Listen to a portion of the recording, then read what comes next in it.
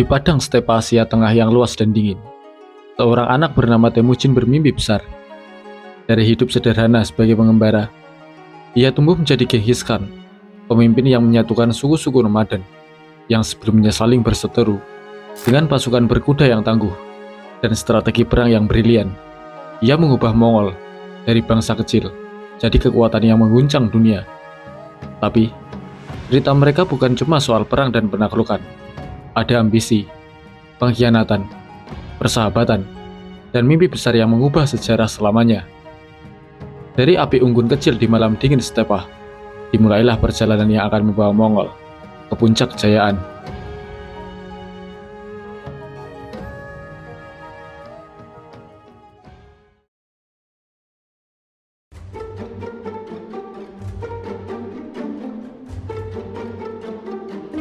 Mongol awalnya adalah bangsa pengembara yang hidup di padang stepa Mongolia. Mereka hidup sederhana, mengandalkan hewan ternak, dan ahli dalam bertahan di lingkungan yang keras. Tetapi satu nama mengubah segalanya, Temujin, atau yang kita kenal sebagai Genghis Khan. Kekaisaran Mongol, yang berdiri pada abad ke-13 dan ke-14, adalah kekaisaran bersebelahan terbesar dalam sejarah. Berasal dari wilayah Mongolia modern di Asia Timur. Kekaisaran ini mencapai puncak kejayaannya dengan wilayah yang membentang dari Laut Jepang hingga Eropa Timur, ke utara hingga wilayah Arktik, dan ke selatan mencakup anak benua India, Asia Tenggara, hingga dataran tinggi Iran. Wilayahnya bahkan meluas ke barat hingga Levant dan pegunungan Karpatian. Kekaisaran Mongol dimulai dengan penyatuan suku-suku nomaden di wilayah Mongolia oleh Temujin, yang kemudian dikenal sebagai Genghis Khan. Pada tahun 1206, ia dinobatkan sebagai pemimpin seluruh bangsa Mongol di bawah kepemimpinannya dan penerusnya. Kekaisaran ini berkembang pesat, mengirim pasukan ke segala penjuru. Kekaisaran Mongol menciptakan Pax Mongolica, sebuah periode stabilitas yang menghubungkan timur dan barat, serta Samudra Pasifik dengan Mediterania. Masa ini memungkinkan pertukaran perdagangan, teknologi, komoditas, dan ideologi secara luas di seluruh Eurasia. Temujin, yang nantinya dikenal sebagai Genghis Khan, lahir di tengah kekacauan suku-suku Mongol yang terus-menerus bertikai. Ia lahir sekitar tahun 1162 di dekat Sungai Onon, Mongolia. Hidupnya sejak kecil penuh dengan kesulitan. Ayahnya, Yezgei, dibunuh oleh suku Tatar dan keluarganya diusir dari suku mereka sendiri. Ibunya, Haulun, dengan tekad kuat, membesarkan Temujin dan saudara-saudaranya di tengah kekurangan. Sejak muda, Temujin sudah menunjukkan keberanian dan kecerdasannya. Salah satu momen penting adalah ketika ia berhasil melarikan diri dari suku yang menculiknya. Pengalaman ini menguatkan tekadnya untuk melindungi keluarga dan menyatukan suku-suku Mongol yang terus-menerus berperang. Saat itu, suku-suku Mongol hidup terpecah belah, sering bertikai demi sumber daya atau wilayah. Proses penyatuan suku Mongol tidak mudah. Temujin perlahan-lahan membangun kekuatan. Ia menjadi pengikut Toghril, pemimpin suku Kerits yang dominan di Mongolia Tengah. Melalui bakat dan keberaniannya, Temujin menjadi salah satu pemimpin utama.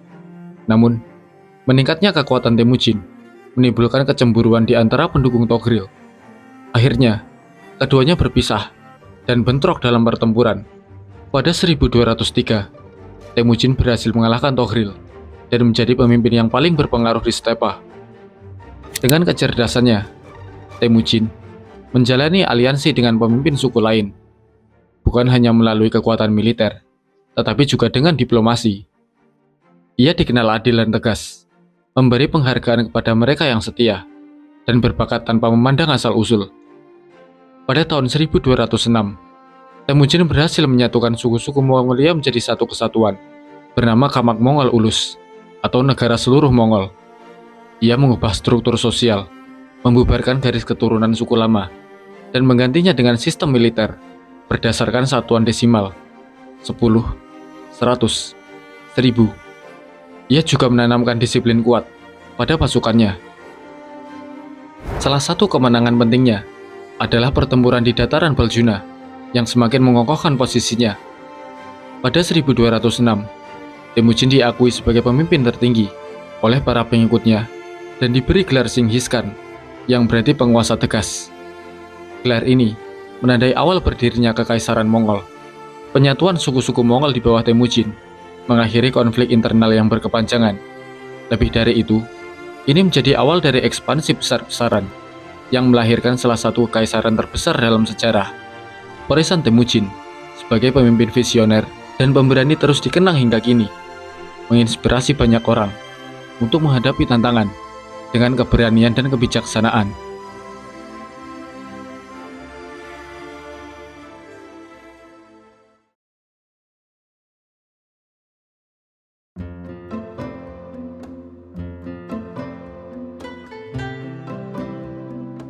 Di bawah kepemimpinan Genghis Khan dan penerusnya, Mongol melancarkan serangkaian penaklukan besar, mulai dari Tiongkok, Asia Tengah, Persia, hingga Eropa Timur. Pasukan Mongol tak terbendung. Genghis Khan memulai ekspansi besar-besaran dengan menyerang dinasti Jin dari suku Jurchen dan dinasti Xia Barat dari suku Tangut di Tiongkok Utara. Selain itu, ia juga menaklukkan Tibet dan Karagitai. Sebelum wafat pada 18 Agustus 1227, Genghis Khan membagi wilayah kekuasaannya pada anak-anak dan kerabat dekatnya. Wilayah tersebut dikelola oleh keluarga kerajaan dan bangsawan Mongol sebagai penguasa. Sebelum meninggal, ia menunjuk putra ketiganya, Ogede, sebagai penerus Khan Agung. Dengan Tolui bertindak sebagai wali, hingga Ogede diangkat secara resmi pada tahun 1229. Setelah menjadi Khan Agung, Ogedei melanjutkan kebijakan ekspansi militer Mongol. Pasukannya menaklukkan Bashkirs, Bulgars, dan negara Stepa Kipchak. Di wilayah timur, Ogedei berhasil merebut Manchuria dan menghancurkan dinasti Jin setelah mengepung Kaifeng pada tahun 1232. Dinasti Jin akhirnya runtuh sepenuhnya pada 1234 dengan bantuan dinasti Song, di mana banyak penduduk Han dan Khitan membelot ke pihak Mongol. Di Persia, Jenderal Ogedei bernama Chormakan menaklukkan Jalal ad-Din dari Kekaisaran Khwarizmian. Sementara beberapa kerajaan kecil di sekitarnya tunduk pada supremasi Mongol. Ekspansi juga meluas ke semenanjung Korea, meskipun pasukan Goryeo memberikan perlawanan sengit sebelum akhirnya tunduk sebagai negara klien Mongol.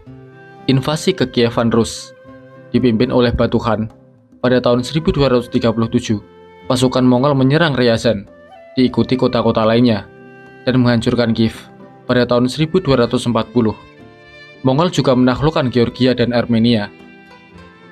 Seorang pengelana Eropa, Giovanni de Plano Carpini, mencatat kehancuran Kiev yang menyisakan sangat sedikit penduduk. Batu Khan melanjutkan kampanye ke Eropa Tengah dan menghancurkan pasukan Polandia, Moravia, dan Hungaria dalam pertempuran Sungai Saju pada tahun 1241.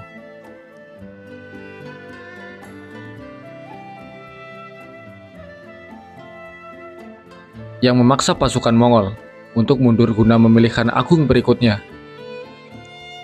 Setelah kematian Ogedei, janda Ogedei, Turgene, mengambil alih kepemimpinan sementara dan mendukung putranya, Guyuk, untuk menjadi Khan Agung pada tahun 1246. Guyuk berusaha memperkuat kendali Mongol di Persia, Irak, dan Tiongkok. Namun, persaingan internal dan ketidakpuasan di antara faksi keluarga kerajaan Mongol melemahkan persatuan mereka. Di bawah kepemimpinan Mongke Khan, ekspansi Mongol kembali berlanjut dengan intensitas tinggi, terutama di wilayah Timur Tengah dan Tiongkok Selatan.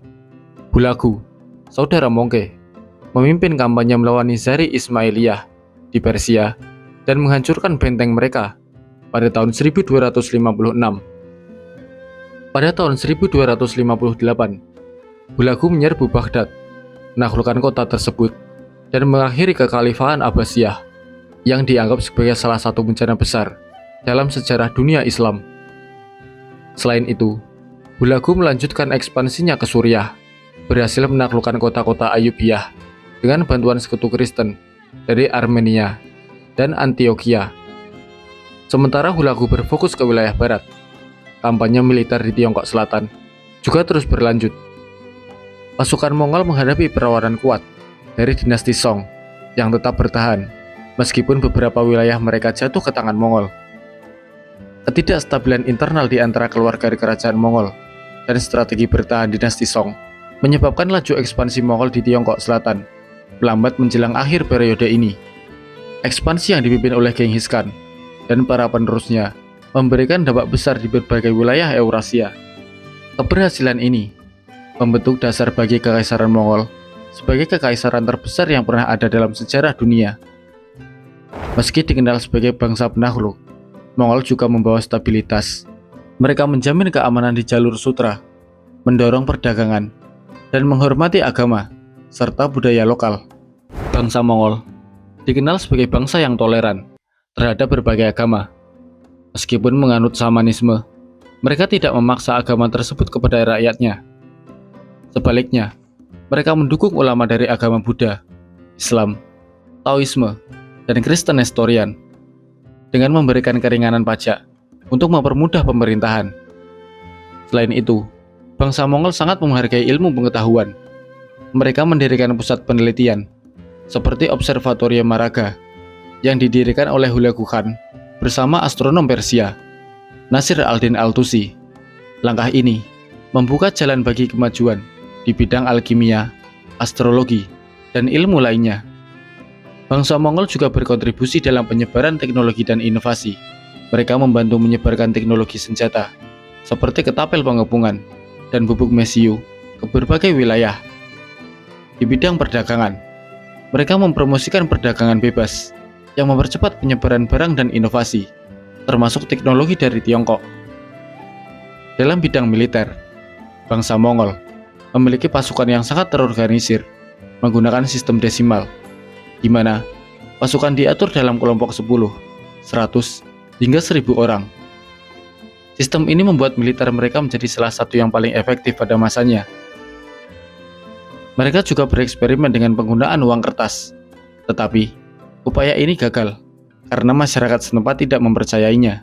Namun, eksperimen tersebut mencerminkan semangat inovasi bangsa Mongol. Di sisi lain, penaklukan Mongol turut menyebarkan wabah penyakit seperti Black Death melalui jalur perdagangan. Penyakit ini menyebar ke berbagai wilayah melalui hewan pengerat dan kutu yang mengikuti jalur tentara dan pedagang Mongol. Seiring berjalannya waktu, Kekaisaran Mongol mengalami perpecahan akibat persaingan antar dinasti. Meski demikian, pada masa kejayaannya, bangsa Mongol merupakan pelopor dalam menyebarkan gagasan, teknologi, dan budaya di seluruh wilayah kekuasaannya.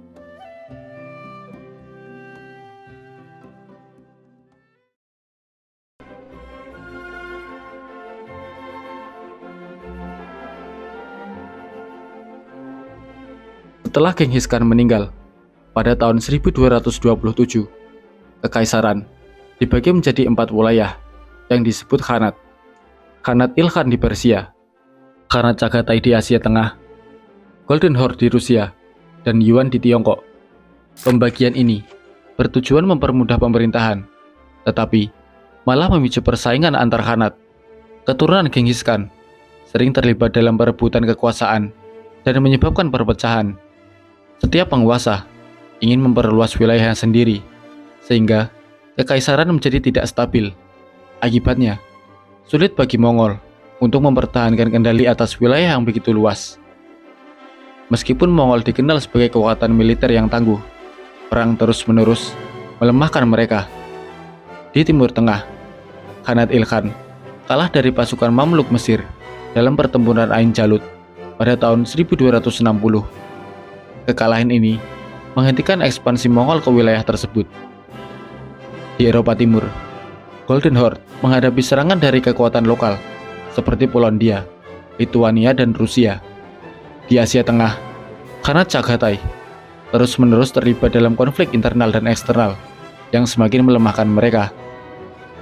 Salah satu kegagalan terbesar Mongol terjadi saat mencoba menginvasi Jepang pada tahun 1274. dan 1281. Kubilai Khan, pemimpin dinasti Yuan, memerintahkan armada besar untuk menyerang Jepang. Namun, kedua upaya tersebut gagal akibat cuaca buruk dan pertahanan Jepang yang kuat. Dalam invasi pertama, pada tahun 1274, armada Mongol dihancurkan oleh badai besar yang oleh orang Jepang disebut kamikaze atau angin dewa. Meskipun sempat mendarat, pasukan Mongol akhirnya dipukul mundur. Pada invasi kedua, tahun 1281, armada Mongol yang lebih besar dengan 140.000 tentara kembali dihancurkan oleh badai di laut. Kegagalan ini tidak hanya menguras sumber daya, tetapi juga melemahkan kekuasaan Kubilai Khan. Biaya besar untuk membangun armada dan kekalahan memalukan tersebut mempercepat kemunduran dinasti Yuan. Runtuhnya kekaisaran Mongol disebabkan oleh berbagai faktor, seperti konflik internal, perang yang melelahkan, dan kegagalan strategis seperti invasi ke Jepang. Meski begitu, pengaruh Mongol tetap terasa hingga hari ini, terutama dalam perdagangan, teknologi, dan pertukaran budaya yang mereka dorong selama masa kejayaannya.